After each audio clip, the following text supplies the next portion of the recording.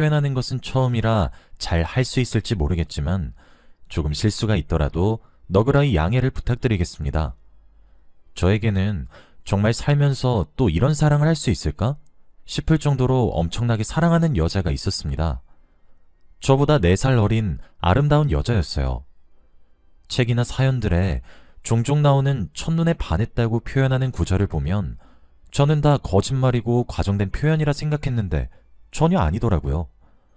저는 그녀를 보자마자 첫눈에 반해버렸기 때문입니다. 저는 그녀를 지인의 생일 파티에서 만나게 되었어요. 생일 축하를 위해 찾아간 거였지만 지인이고 나발이고 제 눈에는 그녀만 눈에 들어오더라고요. 저는 정말 수줍음을 많이 타는 성격이라서 누구에게 먼저 대시를 하거나 다가가거나 적극적으로 표현하지 못하는 성격인데 그날은 정말 무슨 정신이었는지 그녀에게 제 휴대폰을 냅다 들이밀며 전화번호를 알려달라고 졸랐습니다. 제게 그런 용기가 있다는 사실을 저도 그날 처음 알았던 것 같아요. 수줍게 웃으면서 제게 전화번호를 알려준 그녀와 그렇게 연락을 하게 되었고 우린 연인이 되었습니다. 3년 정도 연애를 하고 있으니 이 사람과 제가 함께 미래를 그려나가고 싶다는 생각이 들더라고요. 저희는 너무 잘 맞았고 연애라는 동안 단 한 번도 큰 소리가 오간다거나 그런 경우도 없었거든요. 게다가 너무 사랑하고 있어서 매일 함께하고 싶다는 마음이 절로 들었죠. 전 여자친구에게 청혼을 하게 되었고 여자친구 또한 기쁘게 받아들여 주었습니다. 하지만 저희 두 사람의 마음과는 달리 결혼하는 과정은 하나도 순탄하지 않았습니다. 저희 집에서는 제가 사랑하는 사람과 결혼을 하겠다고 하자 기쁜 마음으로 허락해 주었어요. 하지만 그에 비해 여자친구네 집에서 허락을 받는 것은 전혀 쉽지 않았죠. 결혼을 반대하는 이유는 가정 형편 때문이었습니다. 저희 집은 가난합니다.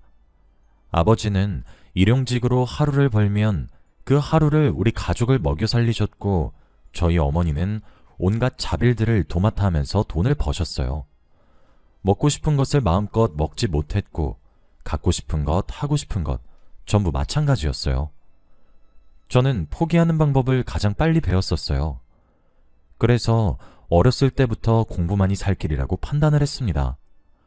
학원을 갈 수도 없었기 때문에 잠을 줄여가며 코피를 쏟아가며 정말 악으로 깡으로 공부하고 또 했어요.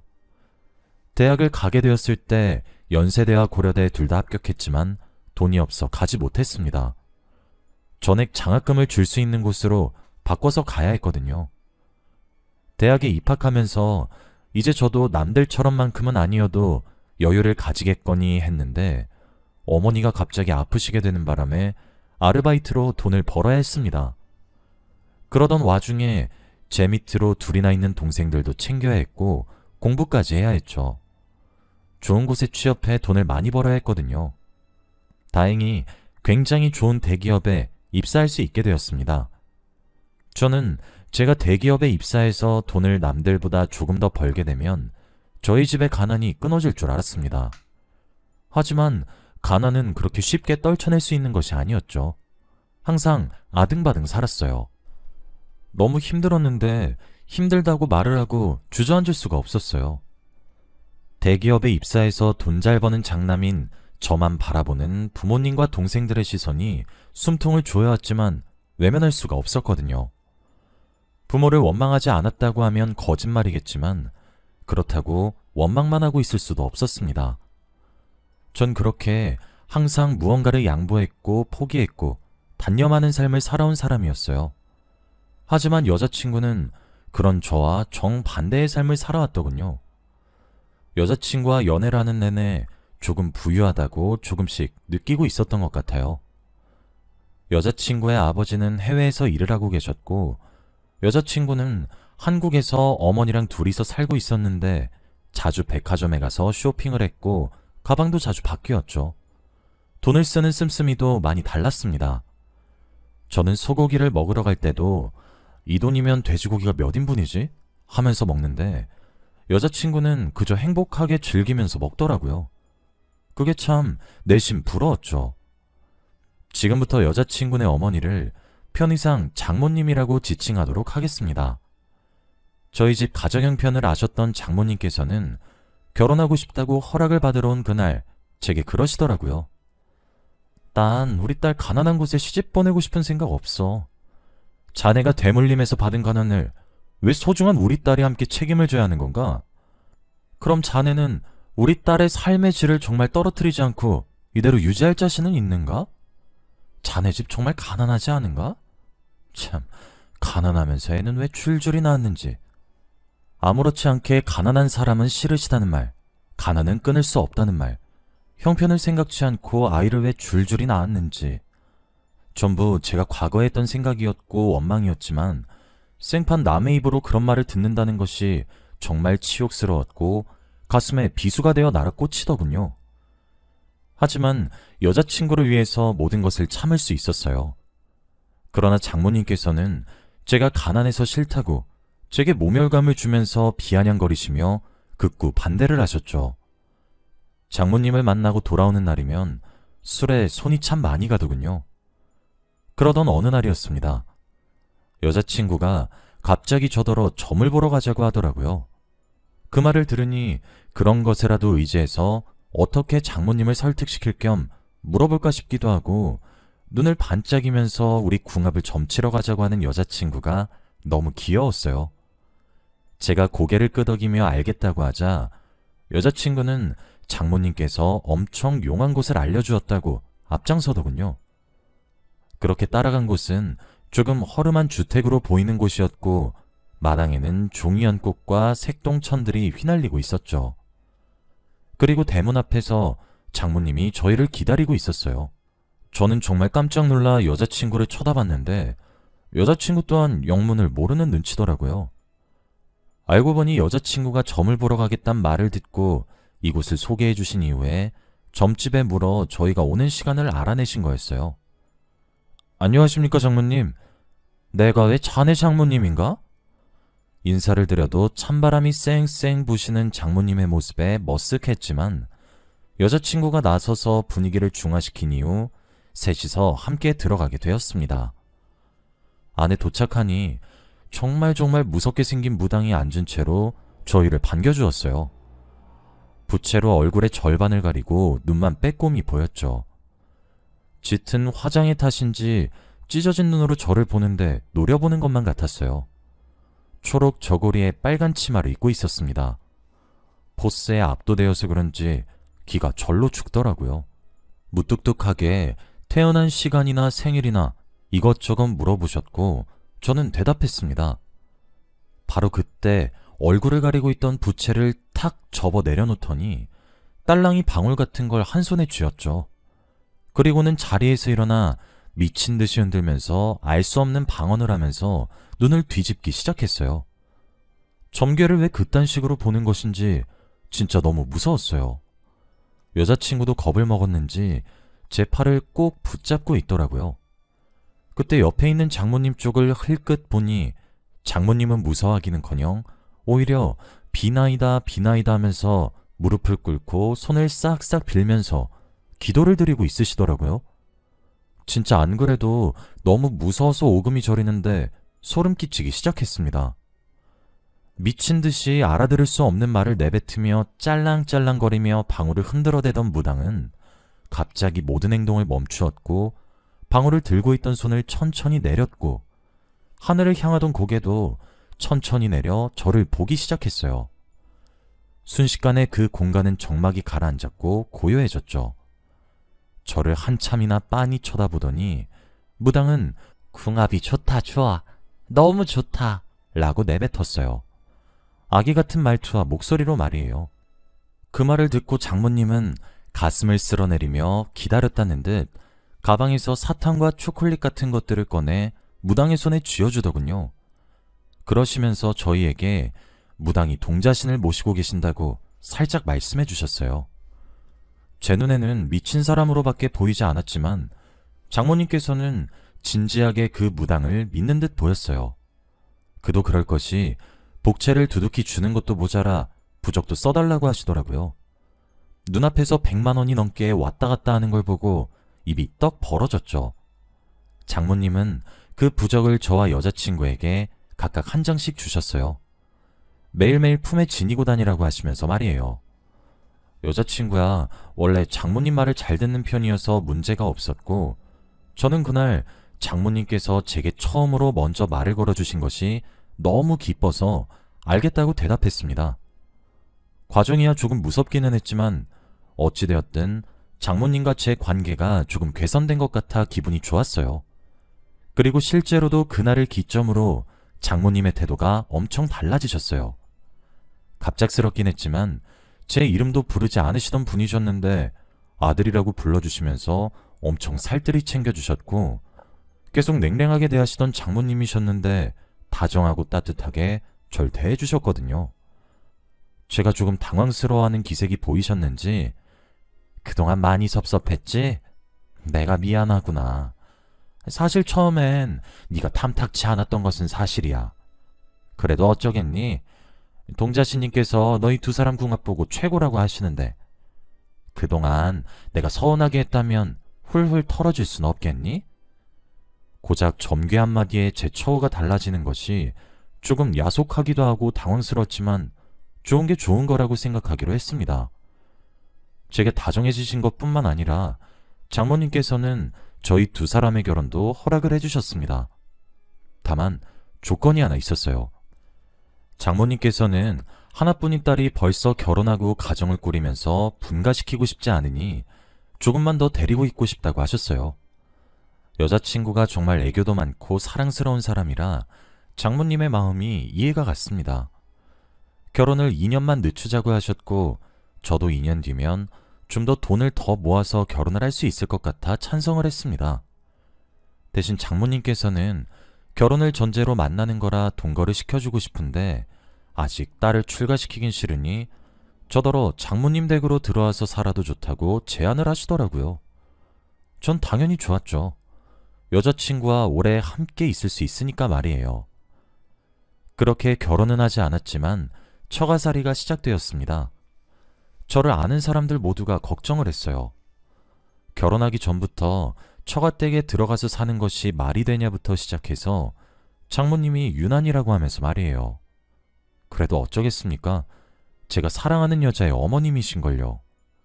그리고 막상 장모님 댁에 들어가서 살아보니까 솔직히 이렇게 편해도 되나? 싶을 정도로 편했습니다. 장모님은 이제 저를 사위가 아닌 아들로 여기실 거라고 하시면서 보약을 지어오셨고 손수 챙겨주셨어요. 보약의 영양제에 출근하는 저를 배웅도 해주셨습니다. 제가 가끔 가다 부적 챙기는 것도 까먹을까 손수 저를 살펴주셨죠. 솔직히 매번 저녁마다 상다리가 부러져라 밥을 차려주시기도 했어요. 저도 사실 장모님 댁에 들어가서 살면서 눈치를 볼 줄 알았는데 전혀 그러지 않았어요. 오히려 저희 집보다 편하게 느껴졌죠. 장모님께서 종종 저와 여자친구가 함께 자는 방에 주기적으로 부적을 달아놓거나 교체하거나 하시는 것은 조금 거슬렸고 찝찝했지만 저한테 베풀어 주시는 사랑이 커서 솔직히 말을 하진 못하겠더라고요. 점괘를 너무 맹신하는 건 아닌가 싶다가도 그렇다고 일상생활에 지장이 있어 보이진 않아 말리지도 못하겠고요. 그래서 그냥저냥 1년 반 정도의 시간 동안 장모님 댁에 머물렀습니다. 곧 약속된 인연이 다다르고 있었어요. 그런데 장모님 댁에 머무르고 난 이후부터 조금 이상한 변화가 생겼습니다. 매일 삼시세끼를 때가 되면 챙겨 먹고, 심지어 잘 챙겨 먹고, 장모님이 영양제다 보약이다 하며 이것저것 챙겨서 몸에 좋다는 것들 다 챙겨주시는데 살이 점점 빠지더라고요. 원래 제 체격은 정말 건강한 체격이었어요. 덩치도 조금 있는 편이었거든요. 저는 느끼는 것이 별로 없었고 아무렇지도 않다고 생각했는데 자꾸만 살이 빠졌어요. 피골이 상접할 정도로 말이에요. 몸무게를 재어보니 장모님 댁에 들어오기 전과 20kg이나 차이가 나더군요. 회사에서도 무슨 일이 있느냐고, 몸이 좋지 않은 것이냐며 걱정하기 시작했어요. 여자친구도 걱정하기 시작했죠. 또 자꾸 사소하게 병치레를 하기 시작했어요. 저는 원래 감기 한번 걸리지 않을 정도로 건강했는데 자꾸 아프다고 해야 하나요? 머리가 너무 아파서 병원에 가면 원인을 모른다 하고, 배가 너무 아파서 병원에 가도 원인을 모른다 하고, 정밀검사에 건강검진에 저도 자꾸 살이 빠져가는 것이 심상치 않다고 생각해 할 수 있는 방법을 전부 다 동원해 봤는데도 병원에서는 전부 다 원인을 알 수 없다고만 하고 스트레스 때문이라는 답변만 받았습니다. 제가 그렇게 마지막에 찾은 곳이 한의원이었어요. 한의원에서 진맥을 짚으니 전체적으로 맥이 너무 쇠약하다고 하시면서 보약을 한 제 지어 먹으라고 하더군요. 먹고 있는 보약이 있다고 했더니 전체적으로 기력을 보강하는 보약이라 함께 먹어도 상관없다고 하셨어요. 그렇게 보약을 지어 집으로 돌아가는데 곰곰이 생각해보니 장모님이 서운해하실 것만 같더라고요. 제가 장모님 보약을 먹는데 하나 더 지어왔으니 충분히 오해를 하실 수 있겠다 싶었습니다. 그래서 회사에 가지고 가서 회사에서 한 첩씩 먹기 시작했어요. 그런데 그렇게 장모님이 지어준 보약과 제가 스스로 지은 보약을 함께 먹기 시작하니 일주일가량이 흘렀을 때 저는 갑자기 치미는 구토감에 정신을 차릴 수 없었습니다. 회사에서도 그런 저를 보고 빠르게 조퇴를 시켜주었어요. 저는 곰곰이 생각을 해보니까 제게 달라진 점은 제가 지은 보약 하나로고만 생각했기 때문에 씩씩거리며 한의원을 찾아갔어요. 한의사를 만나 당신이 지어준 보약 먹으니 참을 수 없는 구토감이 올라오는데 부작용 아닙니까? 라고 따졌는데 갑자기 표정을 싹 굳히면서 낮은 톤으로 지금 그 약을 먹고 구토를 하신단 말씀이세요? 하더군요.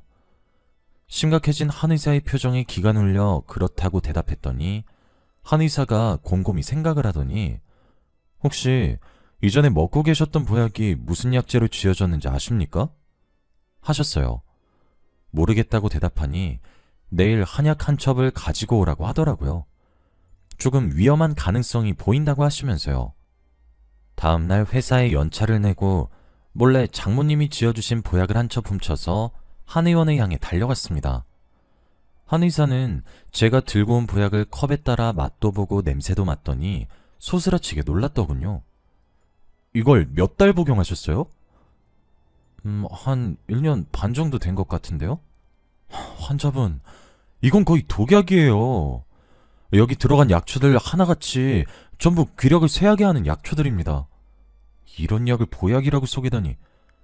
이 약을 1년이나 넘게 먹었으니 기력이 쇠할 수밖에 없어요.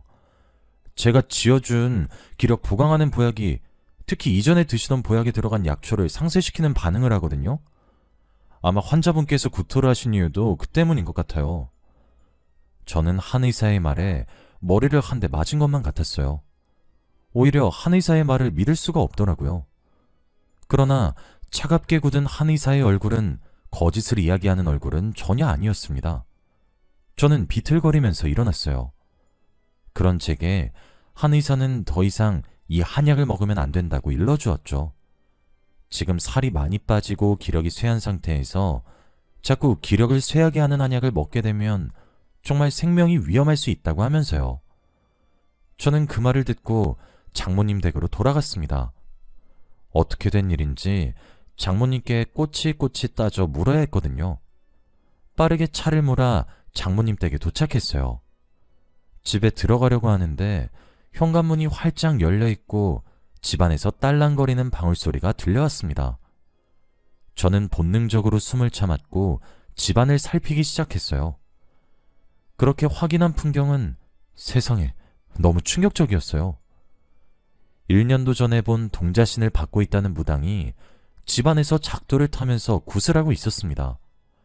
옆에서 장모님은 비나이다 비나이다 하고 계셨죠. 마침 제가 도착했을 때 굿이 끝난 것 같았어요. 무당과 장모님이 이야기를 주고받더라고요. 이번 달 굿은 잘 치렀어. 자네 딸아이한테 오는 액을 액바지에게 잘 전달했네.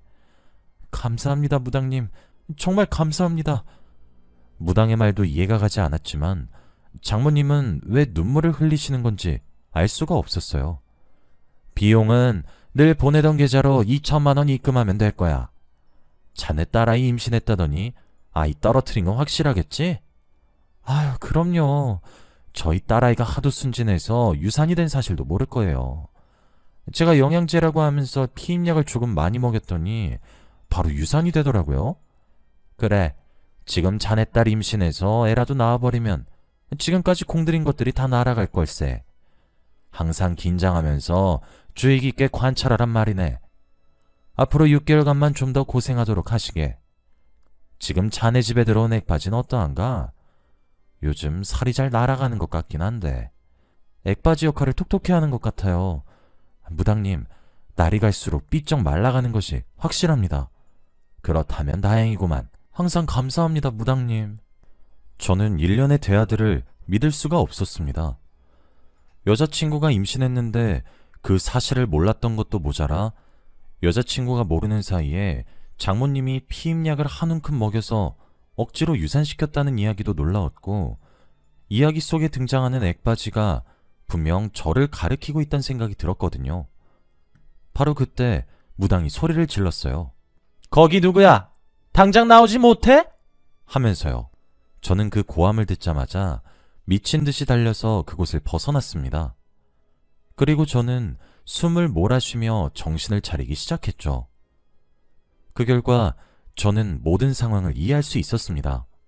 여자친구에게 쏟아질 모질고 사나운 운수들을 제게로 옮겨서 제가 대신 받고 있었고, 그러기 위해 저를 잡아놔야 했던 거라 장모님 댁에 들어오라고 권유했던 거였단 사실이었죠. 그리고 여자친구와 제가 나눠 가진 그 부적조차도 아마 그러는데 이용한 것이었을 거고, 제가 너무 건강하다 보니까 혹시라도 나쁜 기운을 튕겨낼까 싶어서 제 기력을 쇠약하게 하는 약을 먹였단 거였죠. 그러는 와중에 저와 여자친구 사이에 생겼었던 아기들도 저희가 미처 알아차리기도 전에 장모님이 억지로 유산시켰던 것이고요. 머리가 팽팽 돌아가기 시작했고 저는 도망쳐야 한다는 생각만 저를 지배했습니다. 일단 먼저 장모님 댁에 제 물품들을 두고 나오면 안 되겠다는 생각이 많이 들었어요. 그날 저는 아무렇지 않게 퇴근하는 척을 하며 집에 돌아왔죠. 장모님은 제게 오늘 낮에 잠시 왔다 갔었냐고 순진무구한 표정을 한 채 질문하더라고요. 어이가 없게도 말이에요. 저도 시치미를 뚝 떼고 부정했습니다. 그렇게 그날 밤부터 저는 조용히 제 물건들을 챙기기 시작했어요. 여자친구를 무척이나 사랑했고 아무것도 몰랐던 여자친구에게 죄를 물을 수는 없었지만 솔직히 원망스러웠습니다. 정말 제 머리카락 한 올 하나 남겨두지 않고 일주일 동안 자잘한 물건들까지 모조리 챙겼습니다. 그리고 일주일 후 모두가 잠든 밤에 장모님 댁을 떠났어요. 저는 집을 떠나기 전 여자친구에게 모든 사실을 말해줬어요. 여자친구는 너무 큰 충격을 받은 듯 했죠. 제게 미안하다고, 그래도 자신을 버리지 말라고 애원하는 여자친구를 보니 가슴이 아팠지만 나를 반짝이는 눈으로 무섭게 노려보던 장모님 얼굴이 여자친구 얼굴에 겹쳐지더라고요. 전 애달프게 저를 잡는 여자친구를 뿌리치고 도망치듯 떠났습니다. 저는 지금 정신나간 장모님으로부터 도망친 지 1년 반이 지났어요. 그 시간 동안 빠졌던 살은 다시 천천히 붙었고 다시 건강을 회복하게 되었습니다.